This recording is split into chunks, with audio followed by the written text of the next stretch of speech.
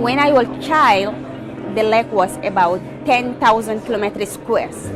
And actually now, it's about 1,200 kilometers squares. This week, Storm Anna has hit southern African countries of Madagascar, Mozambique, and Malawi, with each country experiencing deaths and severe infrastructure damage, with some houses collapsing, trapping people under the rubble. To deny Africa the use of gas, which is far more environmentally less polluting than charcoal, kerosene, and heavy fuel oil, is to kill African economies.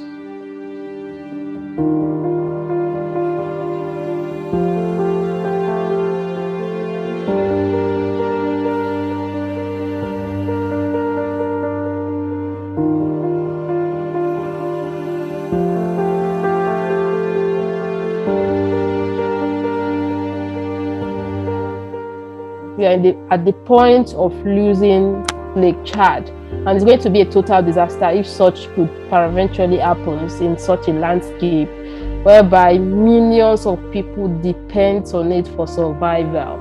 And now the armed group are using those situations when we talk about the loss of livelihoods as a powerful weapon against peace.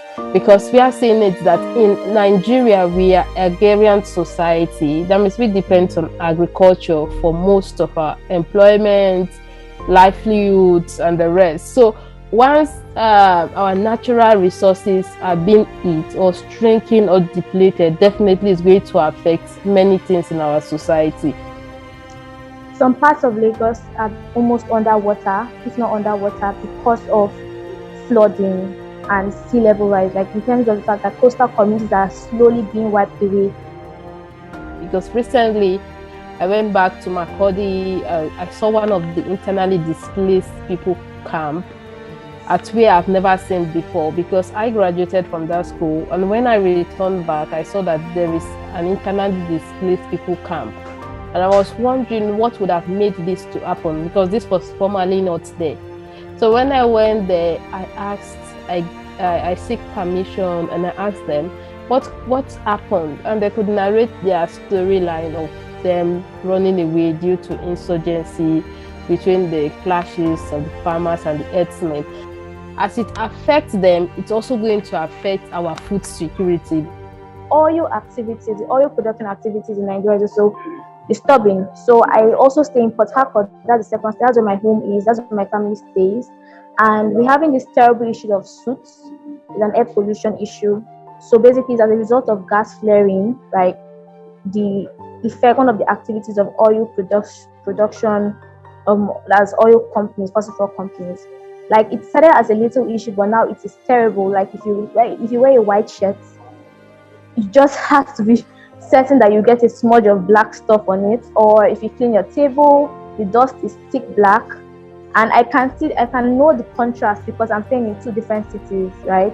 Like when I went to Port Harcourt every morning, I'm just like so worried about the fact that this is what my parents, my siblings that are still in Port Harcourt, this is what they're breathing every single day.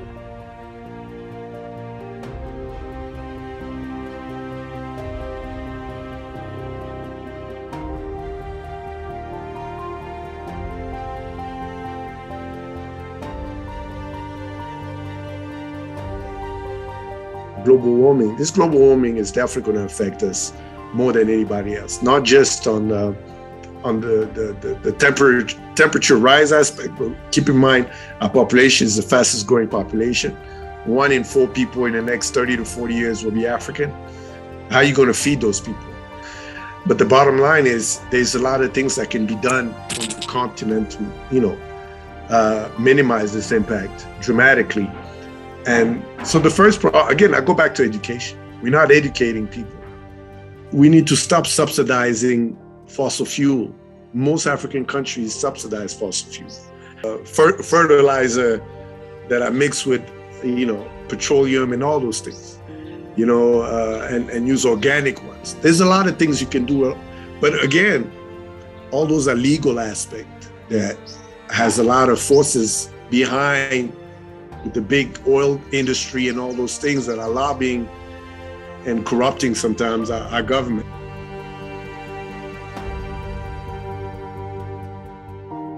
it is important as we move forward in designing economic development programs that in fact we include the cost of climate resilience within those programs.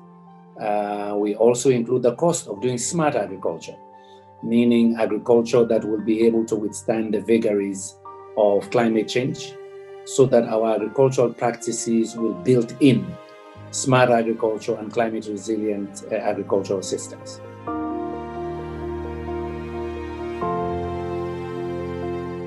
I think right now the issue about culpability is really a minor issue. I think in the early days we talked about it, Africa is not culpable, the problem is from elsewhere.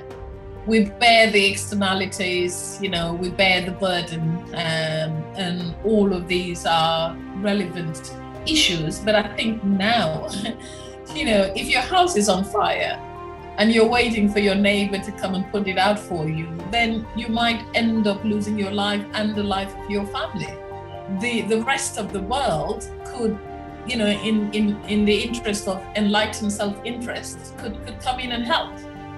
But we can't wait forever, where we're already feeling the impacts in our agricultural systems. We're feeling the impact from an energy perspective, from a population, cities, urbanization perspective, air pollution, biodiversity loss. The impacts are everywhere. So whilst we're waiting for the benign support from our neighbors and others who've created a problem, we have to do something about it, because we are going to contribute to our own death if we don't.